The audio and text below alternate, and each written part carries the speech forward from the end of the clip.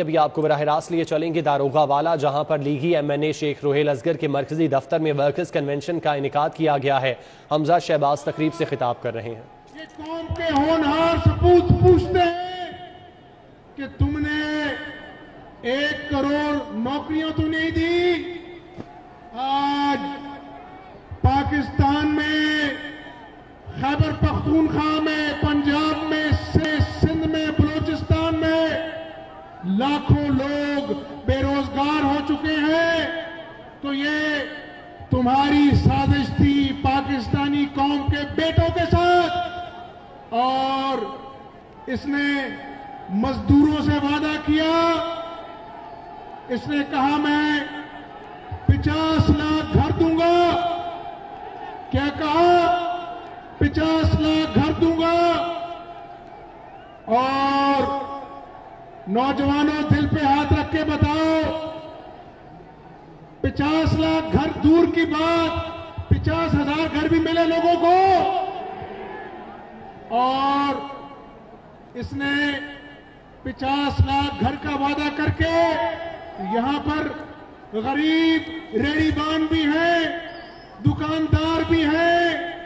आते ही इसने दुकानों को गिराया, गरीब का झोंपड़ा बुलडोजर से उसको सफाया करा दिया कि नाजायज तजावुजात है, कि ये गरीब के झोंपड़े गिरा दो, ये नाजायज तजावुजात है। अपना बनी गाला का महल जो सबसे बड़ा नाजायज तजावुजात था, उसको लाखों में इसने रेगुलराइज करा दिया।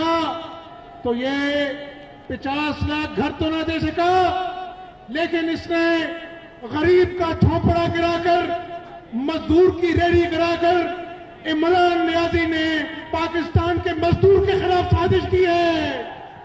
हमजा शहबाज वर्कर्स कन्वेंशन से खिताब कर रहे हैं। शदीद गर्मी में तवील लोड शेडिंग, आवाम का जीना मजीद मुश्किल हो गया। लेस्को का शॉर्टफॉल 1000 से बढ़ गया। बिजली की तलब 4500 मेगावाट, फराहमी 3500 मेगावाट है। शहर के 10 ग्रिड स्टेशन को अचानक बंद करना पड़ गया। जबरी लोड शेडिंग से रोजेदारों की मुश्किलात मजीद बढ़ गई। हमारे इलाके में जो है ना, वो रोजाना घंटे घंटे बाद जो है वो घंटे बाद आ रही है लाइट, और घंटे बाद जा रही है। लोड शेडिंग जो है वो काफ़ी हो रही है, और ख़ास तौर पे रमज़ान का महीना है। हुकूमत को चाहिए कि अफ्तारी टाइम जो है ना, कम से कम लाइट नहीं जानी चाहिए। सहरी टाइम और अफ्तारी टाइम लाइट जाती है, घंटा आती है और घंटा जाती है। मेजोरिटी यही है। मगर ये जो बगैर लाने लोड शेडिंग हो रही है, ये 1 घंटे के बाद 1 घंटा जा रही है, 1 घंटा आ रही है, जिसकी वजह से रमज़ान शरीफ भी है, लोग नमाज काफ़ी वगैरह के परेशान हो रहे हैं, सहरी और अफ्तारी के लिए भी परेशान हो रहे हैं। हर 2 घंटे बाद 1 घंटे की लाइट जा रही है, और ये आलमोस्ट पूरे पाकिस्तान में चल रहा है ये सिलसिला। समझ नहीं आ रही है पिछली हुकूमत की नाअहली है या इस वक्त जो चल रहे हैं इनका मसला है, समझ से बाहर है अब ये। लेकिन अवाम पिस रही है, जैसे पहले पिस रही थी इसी तरह पिस रही। सूरज आग बरसाने लगा। शहर का दर्जा हरारत 40 डिग्री रिकॉर्ड किया गया। इंसान ही नहीं, चरिंद परिंद के हलक भी खुश्क होने लगे। आइंदा चंद रोज में गर्मी की शिद्दत मजीद बढ़ेगी। चांद रात तक शहर का पारा 44 से 45 डिग्री तक जा सकता है। तिब्बी माहिरीन की शहरियों को एहतियाती तदाबीर अपनाने की हिदायत। सूरज आग बरसाने लगा। शहर का दर्जा हरारत 40 डिग्री रिकॉर्ड किया गया। इंसान ही नहीं, चरिंद परिंद के हलक भी खुश्क होने लगे। मौसम में तब्दीली, लाहौर को एक और वबा का सामना। कोरोना और डेंगू के बाद डायरिया का चैलेंज दरपेश। अस्पताल मरीजों से भरने लगे। मुतासरीन में बच्चों की बड़ी तादाद शामिल। सर्विसेज अस्पताल के बच्चा वार्ड में डायरिया के 140 मरीज। बच्चों के लिए बेड्स कम पड़ गए।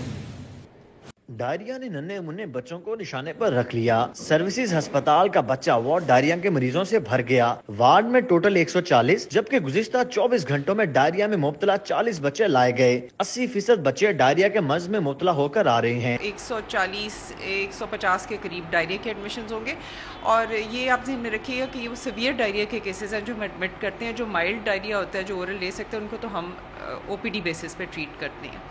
तो ये तकरीबन 70-75% दाखिल इस वक्त मरीज डायरिया के होंगे।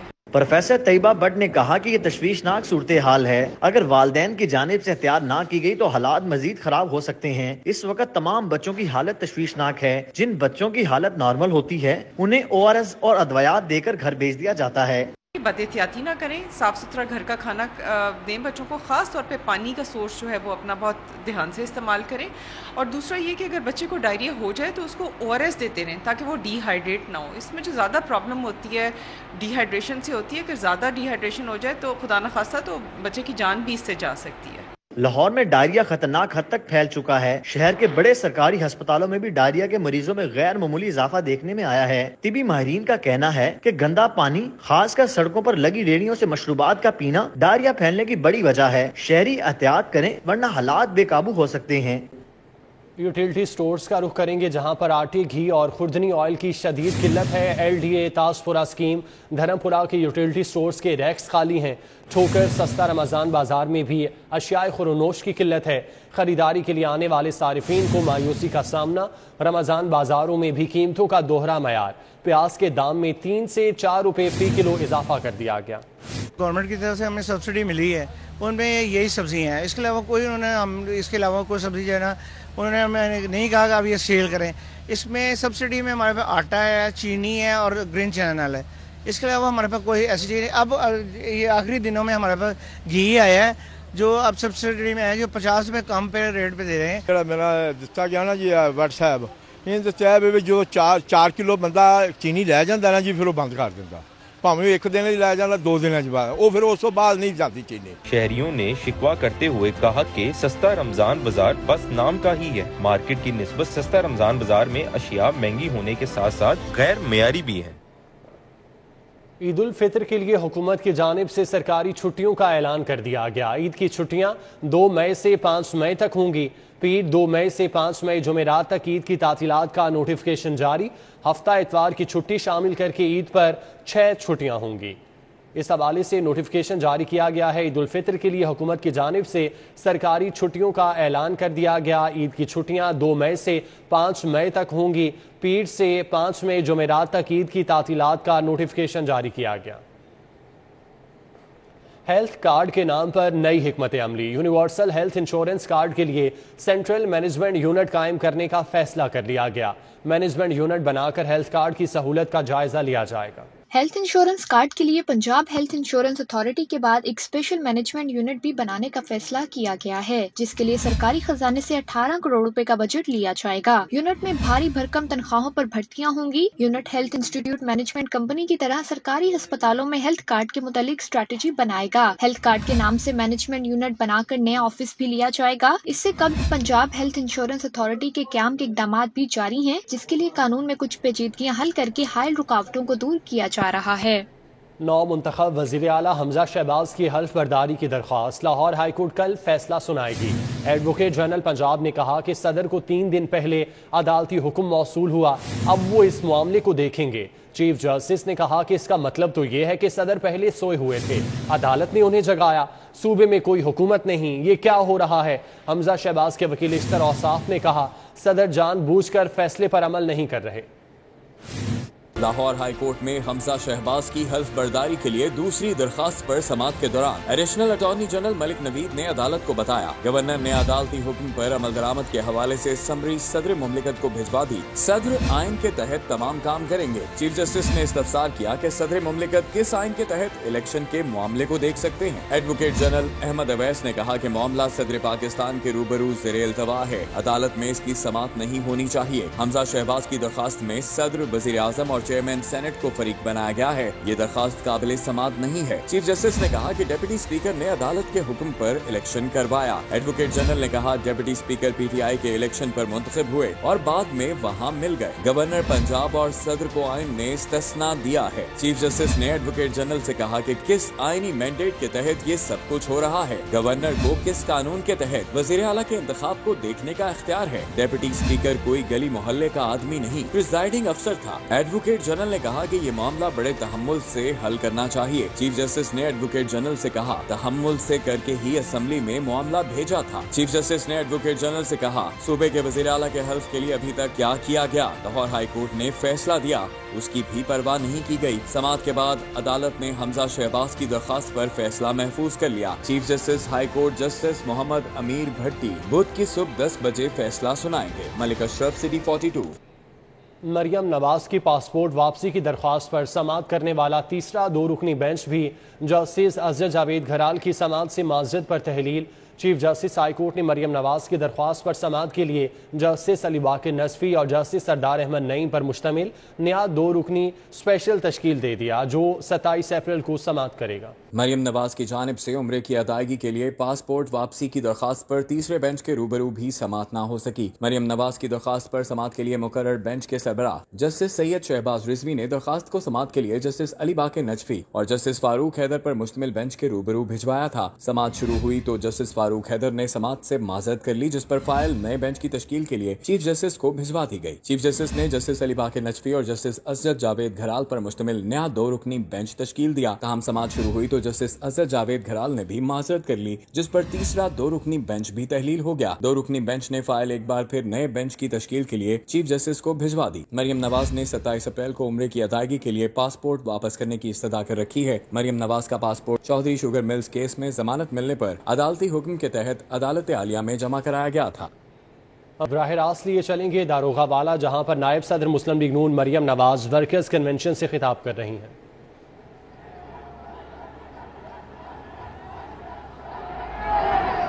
और इन्हें 128 वालों शाबाश, लाहौर वालों शाबाश, तुम लोगों ने जो तुम्हारा मैंडेट 2018 में इमरान खान ने छीना था, मुबारक हो। इन्हें 128 आपने वो मैंडेट उससे वापस ले लिया।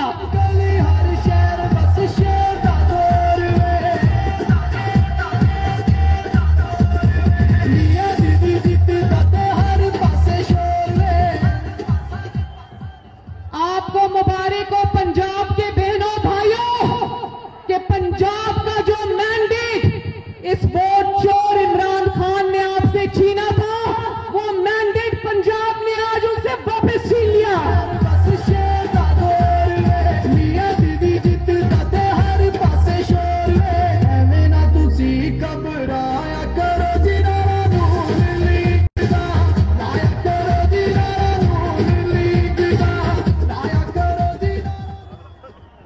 सियासत का सबसे बड़ा नौसरबाज, सियासत का सबसे बड़ा झूठा, सियासत का सबसे बड़ा गीदड़, दुनिया का सबसे बड़ा साजिशी, क्या नाम है उसका?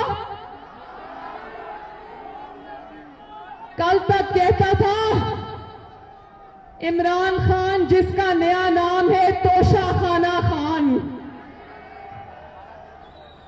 एनए 128 के मेरे भाइयों, कल तक ये नौसरबाज कहता था नवाज शरीफ की सियासत खत्म हो गई, नवाज शरीफ की हुकूमत खत्म हो गई, और अब ये रो रहा है कि नवाज शरीफ ने लंदन से बैठ के मेरी हुकूमत खत्म कर दी।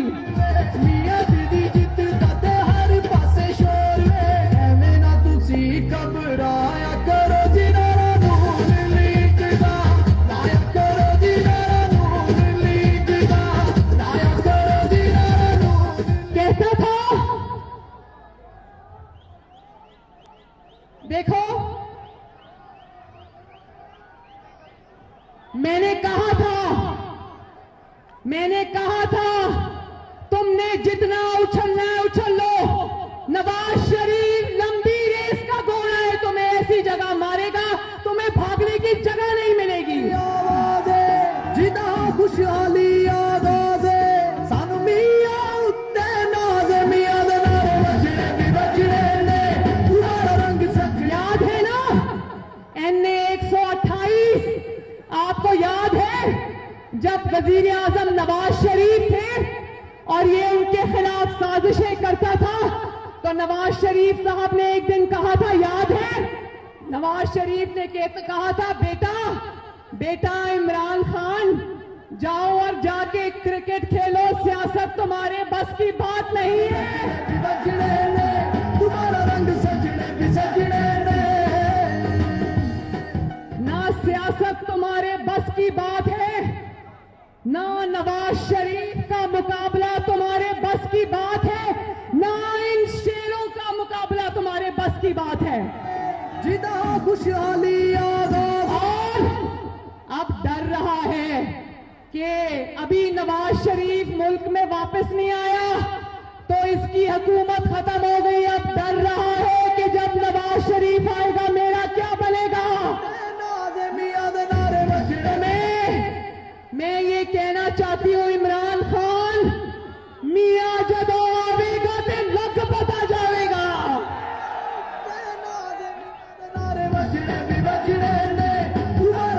नवाज शरीफ निरन से बैठ के तुम जिस कंटेनर से उतरे थे, नवाज शरीफ ने 3.5 साल बाद तुम्हें इस कंटेनर पे वापस चढ़ा दिया।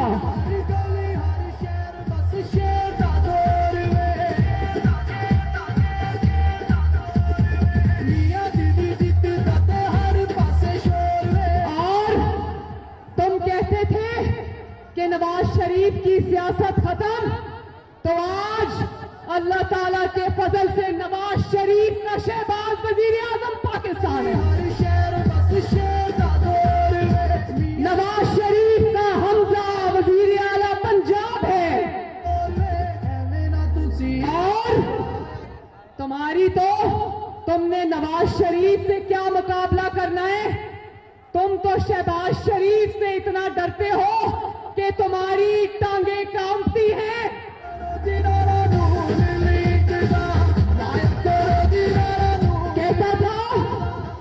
कहता था शहबाज शरीफ की शेरवानी तैयार है।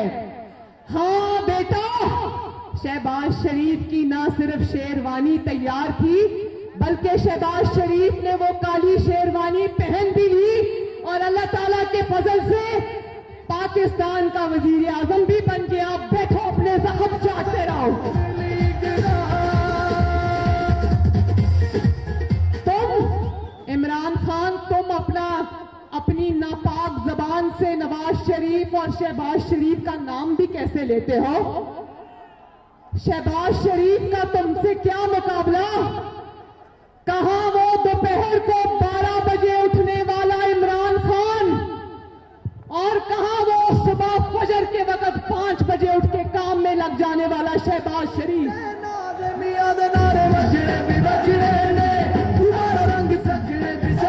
कहां, ध्यान से सुनना मेरे भाइयों, ये बातें बहुत जरूरी है मेरी बहनों। कहां वो 4 घंटे इमरान खान का जानते हो ना, 12-1 बजे दफ्तर जाता था और 4 बजे बनी गाला वापस चला जाता था और बनी गाला में जाकर अगले दिन सुबह 12 बजे तक उसका कोई खबर नहीं होती थी। पता नहीं कहां जाके सो जाता था। तो कहां 4 घंटे इंतकाम में सर्व करने वाला इमरान खान और कहां दिन रात एक करके अवाम की खिदमत करने वाला शहबाज शरीफ। कहां तारीखी नालायकी, तारीखी नाअहली से बैड गवर्नेंस के रिकॉर्ड्स कायम करने वाला इमरान खान और कहां चंद दिन में गवर्नेंस का सारा ट्रैक सीधा करने वाला शहबाज शरीफ।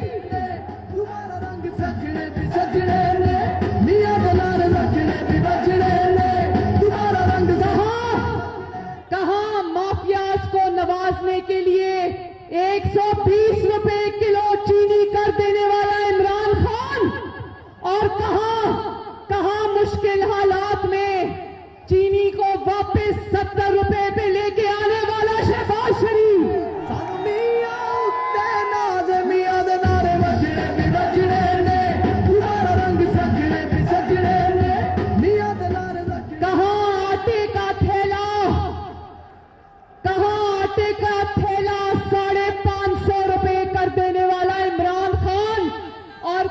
चंद दिन में उस थैले की कीमत 440 रुपए पे लाने वाला शहबाज शरीफ।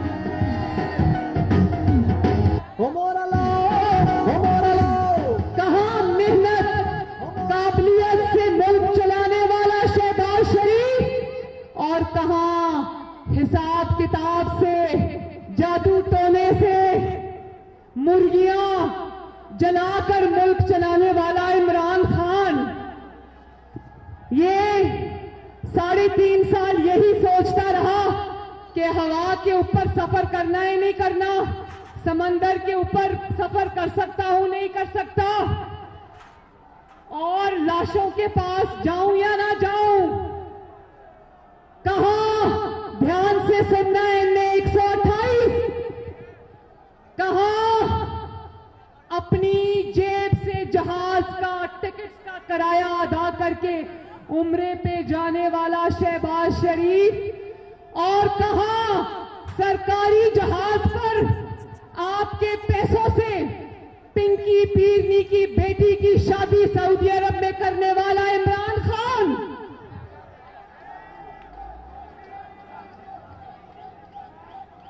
कहां, वो याद है ना जब बलोचिस्तान में हजारा कम्युनिटी के गले काटे गए थे, हजारा कम्युनिटी इसको बुलाती रही, लाशें सामने रखकर बैठी रही, और ये कहता था, क्योंकि पीरनी साहिबा ने मना किया था कि अगर मैयतों के पास गए तो तुम्हारा इक्तदार खत्म हो जाएगा।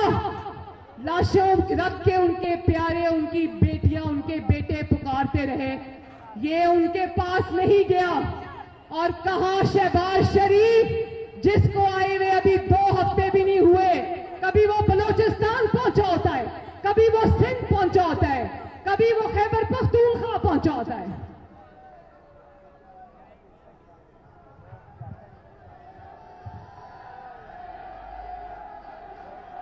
कहां एयरपोर्ट से ले जाने वाली मेट्रो बंद, मेट्रो सर्विस 4 साल तक बंद रखने वाला इमरान खान, और कहां उसको 4 दिन में सड़कों पे चलाने वाला शहबाज शरीफ।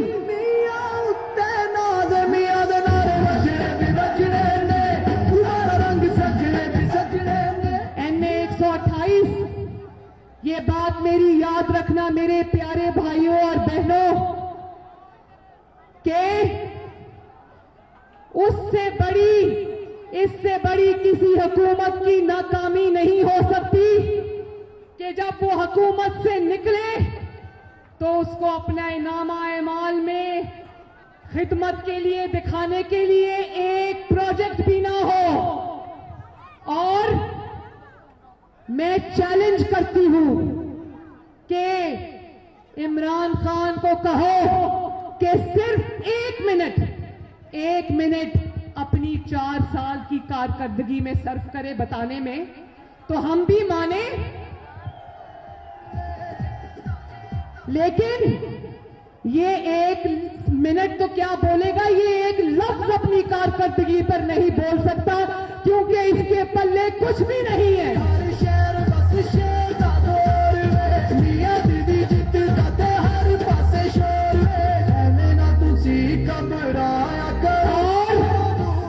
NA-128 वालों, क्या तुम जानते हो कि ये आजकल इंतखाबात का राग क्यों अलाप रहा है? जानते हो ना? ये ड्रामा मरियम नवाज भी जानती है और पाकिस्तान के अवाम भी जानते हैं, NA-128 भी जानता है।